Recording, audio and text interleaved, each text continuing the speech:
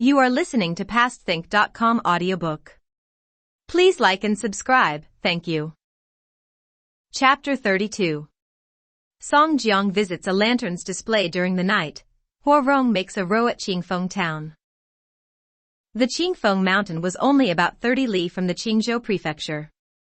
In the prefecture was Qingfeng town, which had 3 roads leading to it from 3 wild mountains, and for which reason a military station was established there.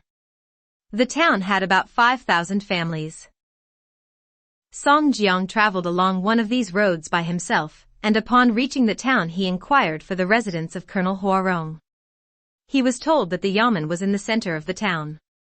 The residence of the military officer was on the north side, and that of the civil official on the south side of the main road.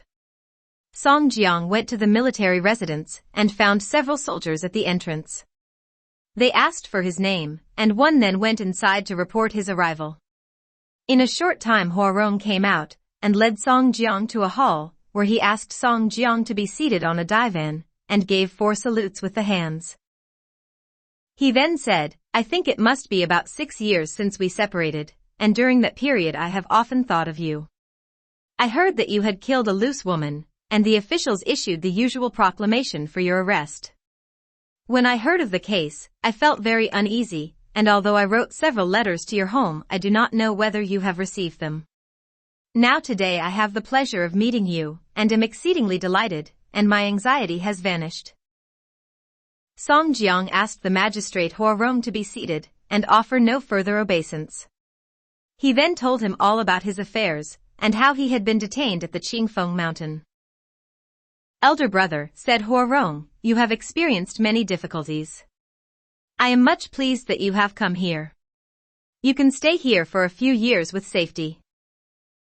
While I was living with Old Kong I received a letter from my younger brother telling me to come here. But even had I not received such a letter I would have come all the same."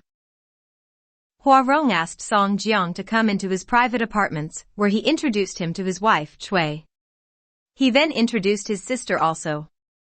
After this Song Jiang was asked to take a bath, and to change his dress for dinner.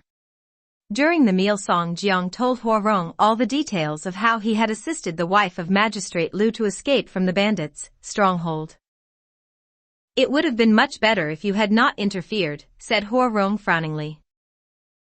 "Is that not rather strange?" asked Song Jiang. "When I heard that she was the wife of your colleague, I thought it better to restrain Stunted Tiger, and allow the woman to escape. Why do you now speak like this? You do not understand. I am not boasting, but this is a very important place.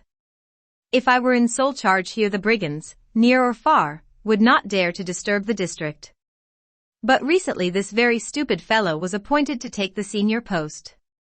He was a civil official but illiterate, and as soon as he arrived he started to extort money from all the wealthy people. He never observed the imperial laws. As I was his assistant, he took every opportunity of insulting me, so that at times I felt much regret that I could not have killed him." "Oh, why did you save his wife from ill-treatment? That woman has not a noble character, and is always egging on her husband to do wicked things, to injure the people, and to squeeze money. It would have been much better had you allowed the bandits to rape her. You made a mistake in rescuing such a bad woman." "I think you are wrong," said Song Jiang. "There is an ancient saying, if enmity is not settled amicably there is no end to it. He is your colleague, so if he has a small fault you should overlook it, and dwell more on his good points." "Elder brother," said Huarong, "your exposition is very clear. When I meet Magistrate Lu in his yamen, I will explain to him how you saved his wife. If you do that it will show your goodness to him." After that for some time Huarong and his wife entertained Song Jiang at many feasts. Huarong had several confidential servants, and every day one of these was appointed to attend to Song Jiang's needs. Huarong gave them money, and they conducted him for strolls round the town to see the temples and sights. Song Jiang did not want them to pay for any wine, etc. they had, and he always paid these expenses himself, but he never told Huarong that he had done this. The companions liked this arrangement as they could keep for themselves the money advanced by Huarong, so they respected Song Jiang and loved him much. Song Jiang had stayed with Huarong for about a month when it happened to be the Lantern Festival. It was on the 15th of the first month of the year, and the people subscribed money and erected an imitation mountain in front of the temple dedicated to the god of the earth. The scenery was covered with festoons and was illuminated by about 700 lanterns. There were also lanterns exhibited at every house, and inside the temple were all kinds of amusements. The whole town was gay with festivities. Though this place could not be compared with the capital city, yet it was considered the heaven on earth in that vicinity. At this feast, Song Jiang had dined with Huarong. It was a very fine day, and about 11 a.m. Huarong mounted his horse and went to his yamen. He gave orders that in the evening 100 soldiers should patrol the streets and preserve order, and that other soldiers should guard the barriers outside the town. About 3 p.m. he returned home and dined with Song Jiang. The latter mentioned that he wished to have a look of the display of lanterns in the town that evening. Huarong stated he would have liked to accompany him, but his official duty would not allow him to do that. He would, however, depute 2 or 3 men to go with Song Jiang. He would wait for his early return for dinner. In the evening the moon rose in the east, and it was a full moon. Song Jiang started off for a stroll accompanied by 3 confidential servants. There was a brilliant display of lanterns in the form of peonies, mimosas, and lotus flowers of all sizes cut out of paper. They visited the god of the earth's temple, saw the imitation mountain with its illuminations, and then strolled off towards the south side of the town. They had only gone about 700 paces when they came to a house with a big display of lanterns and a big crowd of people outside the front gate. Gongs were sounding, and the crowd was applauding. Song Jiang saw that there was a masquerade inside the courtyard, but as he was of short stature the crowd in front obstructed his view.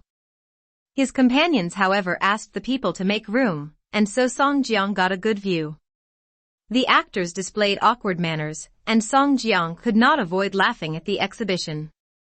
Now it happened that the magistrate and his wife were inside the courtyard with some other women watching the show, and when Song Jiang laughed, Madame Lu looked in his direction and at once recognized him. She pointed at Song Jiang and said to her husband, "That dwarf fellow who is laughing is the chief of the bandits who seized me on the Qingfeng mountain." Magistrate Lu was surprised at this, and ordered about 7 of his attendants to arrest the small man who was laughing at the gate. Song Jiang had, however, heard the order, and went away at once. He had not gone far when the soldiers caught up to him, and seizing him took him inside the courtyard where they bound his arms with ropes. When his companions saw that he had been arrested they hurried off, and reported it to Commander Huarong. Magistrate Lu took his seat on the bench at once, and Song Jiang was brought in, and made to kneel.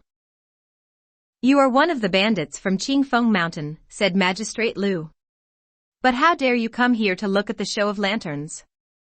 Now that you have been captured, what have you got to say?" "I am a native of Yunqing County," said Song Jiang. "My name is Zhang San, and I am a friend of Colonel Huarong. I have been here for several days, and I am not a bandit on the Qingfeng Mountain." The magistrate's wife was standing behind a screen at the back of her husband, and when she heard this she came forward and spoke to Song Jiang herself. "You cannot get out of it. Have you forgotten how I addressed you as the chief?" "Lady, you are mistaken. At that time did I not tell you that I had been captured by the bandits and could not leave the mountain?" "If you were a traveler and were captured, how could you leave the mountain and come here to look at the lanterns?" asked Magistrate Lu. "When you were in your stronghold," interjected Madame Lu, "you sat on the middle chair and had an ostentatious manner. When I addressed you as the chief you paid no attention at all." "Lady," replied Song Jiang, "have you forgotten that I did my best and obtained your release? Why do you now accuse me of being a bandit?" Madame Lu was angry at this, and pointing at Song Jiang she cursed him, "You prevaricator. You will not admit it unless you are thrashed." The magistrate agreed to this, and at once gave orders for Song Jiang to be beaten with the split bamboo. This was done, and Song Jiang was severely beaten so that he was soon covered with blood.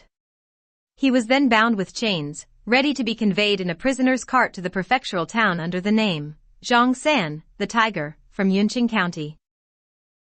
Colonel Huarong was upset when he got the report of the arrest of Song Jiang. He immediately wrote a note to his colleague Magistrate Liu, and sent a confidential servant with it. The letter was duly delivered and read by Magistrate Liu as follows: I, Huarong, have a relative named Liu Zhang who arrived from Jizhou a few days ago. He went to see the lanterns, and may have offended you. I beg you, sir, forgive him and release him, and I will come to express my regrets in person.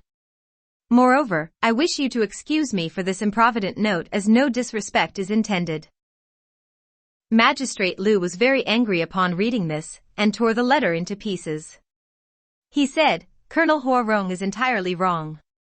He is an official appointed by the court, and yet he associates with bandits, and also tries to deceive me. The prisoner said himself that his name was Zhang San, and that he came from Yunqing County, whereas this letter names him Liu Zhang, and says he came from Jizhou. But he will not deceive me. He thinks that I will be inclined to let the man go because he uses my name Liu. After saying this, he dismissed the messenger without an answer. When Huarong heard of this, he was very much excited, and ordered his horse to be got ready. He changed his dress, and armed himself with a bow and arrows. He summoned about 50 soldiers armed with cudgels to accompany him, and set out to visit his colleague. Upon reaching the yamen, the guard at the gate saw that Huarong was very angry, and being afraid ran away. Huarong dismounted in front of the hall, and his soldiers drew up on both sides. He held a spear in his hand, and called out, I request Magistrate Liu to come here, and speak with me. Magistrate Liu, hearing this, was panic-stricken. He was afraid to go outside to meet Huarong, who was a military officer. Huarong waited a little time, and then he ordered his soldiers to search the buildings on both sides for Song Jiang.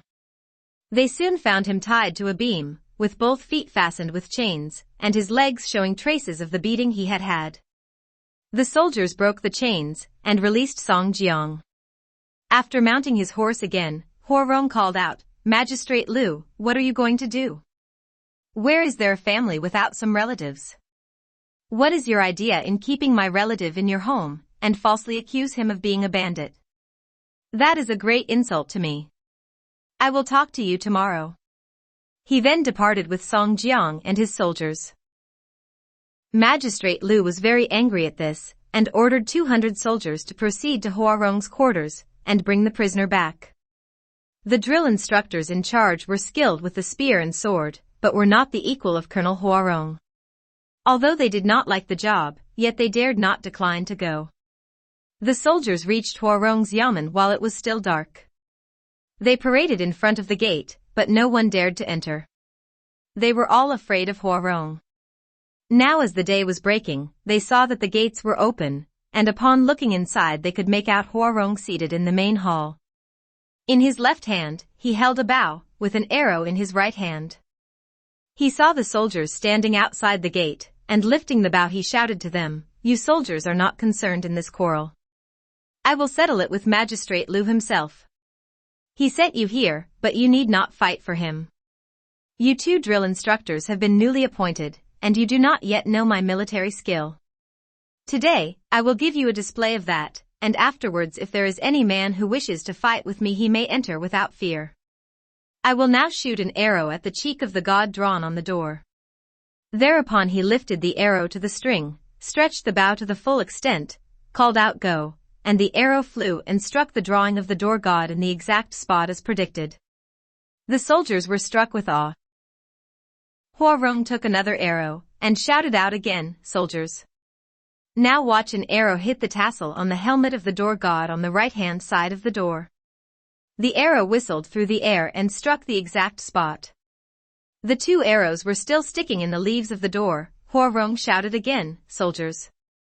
Now watch my 3rd arrow strike the breast of your drill instructor, who is dressed in white uniform. The man referred to called out Aiya, and turning, ran away. Upon seeing this the soldiers took to flight likewise. Huarong gave an order for the gates to be closed, and went to see Song Jiang in the room at the back. He said, Elder brother, you have suffered too much owing to a fault on my part. It does not matter to me, said Song Jiang. I am only afraid that he will not put up with you. We must devise some scheme to get out of this trouble. I no longer wish to be an official, said Huarong. I must settle this dispute with that fellow. I did not expect that woman to return my generous act with enmity, said Song Jiang, and she even asked her husband to beat me. I did think of giving my true name, but I did not do so because I was afraid that he would then remember the murder of Yin Poxi. I did not anticipate that Lu Gao would be so unreasonable as to arrest me and put me in a prisoner's cart. He wanted to charge me with being the chief of the bandits so that I might be executed. If you had not rescued me, I should have been tongue-tied and could not have said anything.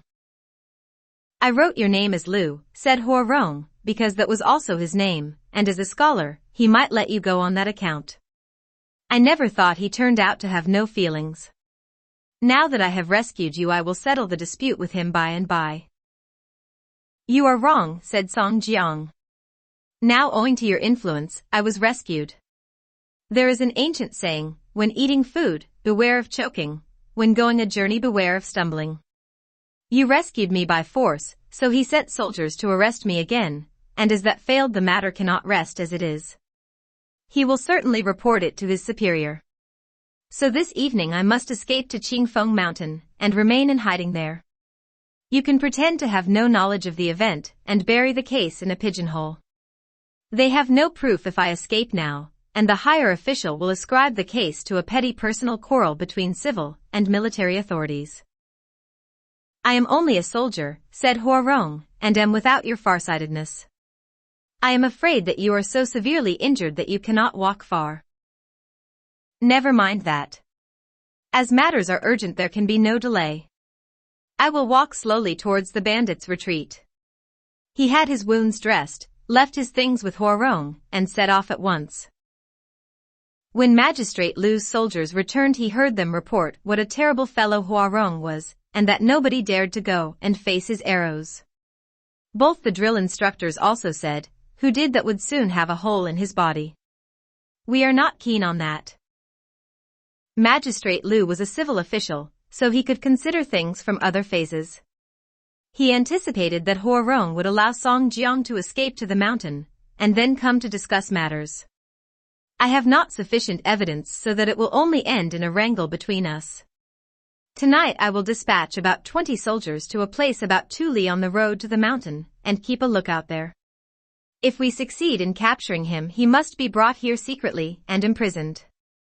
Then I will report the matter to the prefect, and ask him to send soldiers to take charge of both Song Jiang and Huarong.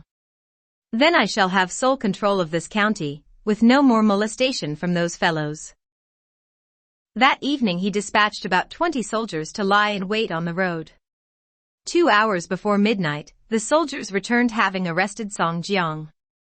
Magistrate Lu was very pleased at the success of his plans, and said, I was quite correct in my estimate of what he would do. Place him in the jail at the back of my quarters, and see that not a single person gets to know of this. That night, he wrote a dispatch, and sent it with 2 confidential servants to Qingzhou Prefecture. The next day Huarong thought that Song Jiang would have arrived at the mountain stronghold, and took no more care of Lu Gao. The prefect of Qingzhou was Murong Yanda, and his sister was a concubine of the Emperor Huizong. Relying on his sister's influence at the court, he did outrageous things at Qingzhou Prefecture. He injured the people, and insulted his colleagues. On this day he had sat at an early court, and was just on the point of going to breakfast when the urgent messengers from Magistrate Lu arrived. He read the dispatch, and was surprised. He said, Huarong is the son of a meritorious minister, so how is it that he associates now with bandits? It is a very serious crime, but how can I know whether the charge is true or not? He sent for Colonel Huang Xian, who was highly skilled in military drill. He was in charge of the defenses of Qingzhou Prefecture, and had got the nickname of Suppressor of 3 mountains. These 3 mountains were in that prefecture, and were the Qingfeng Mountain, Lianglong Mountain, and Taohua Mountain. These 3 mountains were the resorts of bandits. He had boasted that he would capture all the bandits, and that was how he got his nickname. Upon reaching the hall, the prefect told him about the report, and gave him orders. Colonel Huang Xian put on his mailed coat, and took his sword, mounted a horse, and set out at once with about 50 soldiers for Qingfeng town. Upon arriving there, he was well received by Magistrate Liu, who entertained him in his own private quarters. The prisoner Song Jiang was sent for so that Huang Xian should see him. "I do not want to ask him any questions," said Huang Xian. "Have a cart prepared, and put the prisoner inside it." This was duly done, and Song Jiang had not said a word. "Does Huarong know that you have arrested Song Jiang?" asked Huang Xian. "He was arrested during the night," replied Magistrate Liu, "and has been kept secretly in prison since then. Huarong is at home, and thinks Song Jiang has got to the mountain." "That makes our task easy," replied Huang Xian. "We must prepare a feast at the headquarters, and invite him to partake of it with us. We will lay around the hall an ambush of 50 soldiers. When he comes, I will give a signal by throwing my wine cup on the floor, and the soldiers then come forth and seize him. What do you think of that plot?" "That will do splendidly," replied Magistrate Liu. "It reminds me of catching a turtle in a jar." The next day, the hall was prepared for feast, and tents were erected on both sides of the hall for the ambush. After breakfast, Huang Xian mounted his horse, and accompanied by about 3 men went to visit Huarong. Upon the servant reporting the arrival of Huang Xian, Huarong asked what Huang Xian had come there for, and the servant replied that it was a friendly visit.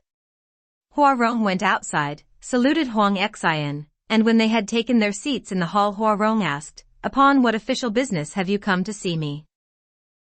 "The prefect ordered me to come to see you because he had heard that the relations between you and the civil administrator here were not amicable. So he told me to prepare a feast and invite both of you to conciliate you." "How can I dare to cheat Magistrate Liu?" asked Huarong. "He is my superior officer, but he has frequently tried to find fault with me. I never thought that the prefect would know about it. How can I thank you for troubling to come all this distance?" Huang Xian leaned forward and whispered to Huarong, "The prefect is quite well aware that you are the better and more useful man, and he thinks that the magistrate here is not up too much. It will be all right if you come along with me now." "It is very kind of you to say that," said Huarong. "But before we go, let me offer you some wine." "It would be better if we drink wine after you two have talked matters over." Huarong agreed to this, and they both mounted their horses and went off. Upon reaching the headquarters, they dismounted, and Huang Xian, taking Huarong by the hand, led him into the hall. Magistrate Liu was there waiting for them. Huang Xian ordered a servant to bring the wine.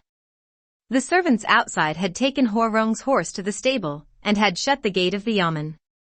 Huarong had no suspicion of a plot, and trusted Huang Xian, because he was also a military officer.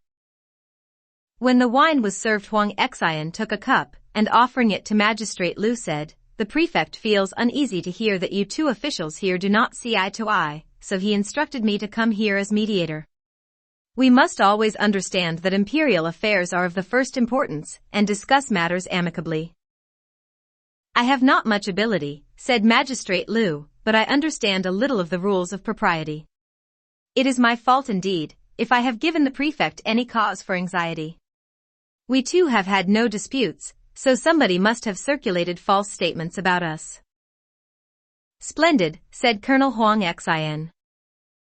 Magistrate Liu drank his wine, and Colonel Huang Xian then handed another cup of wine to Huarong, and said, "As Magistrate Liu says this, there must be somebody that have made these false reports. In that case, please drink this wine." Huarong took the wine and drank it. Magistrate Liu then poured out some wine, and offered it to Huang Xian, saying, "I am sorry to have troubled you to come so far to this our humble place. Please drink this wine." Colonel Huang Xian took the cup, and looked around. Instantly several soldiers came to the hall. He threw the cup on the floor, and at once there arose a shout. Soldiers from all sides entered the hall, and arrested Huarong. Colonel Huang Xian ordered them to bind Huarong's hands, and the latter called out, "What is the charge against me?" Colonel Huang Xian laughed, and said, "You need not shout. You have joined the bandits of Qingfeng Mountain to plot rebellion against the imperial court. You know what the charge will be. But because of our previous acquaintance, I will not implicate your family. But where is the proof of what you say? Asked Huarong. You shall see the proof, said Colonel Huang Xian. I will not be unjust to you. Turning round, he ordered, bring the man here. In a short time, a prisoner's cart was wheeled into the hall, and Huarong saw Song Jiang therein.